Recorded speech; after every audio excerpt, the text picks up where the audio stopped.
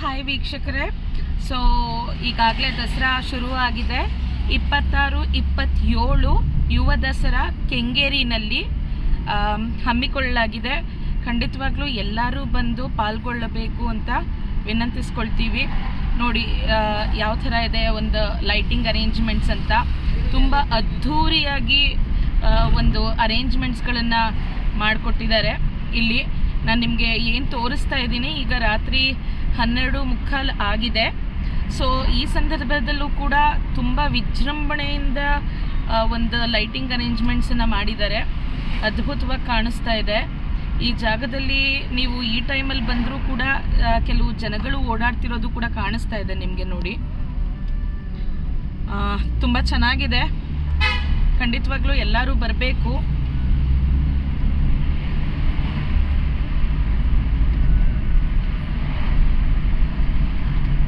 Almost ಒಂದು kilometre ಉದ್ದಕ್ಕೂ ಕೂಡ ಈ ಒಂದು ಲೈಟಿಂಗ್ ಅರೇಂಜ್ಮೆಂಟ್ಸ್ ಆಗಿದೆ.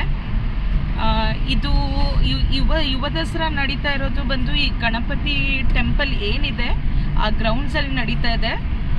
ಮೈಸೂರು ರೋಡಿನ ಆರ್ಚ್, ಕೆಂಗೇರಿ ಸ್ಯಾಟಲೈಟ್ ಟೌನ್ಗೆ ಎಂಟರ್ ಆಗುವಂಥ ಆರ್ಚ್ ಹತ್ರನೇ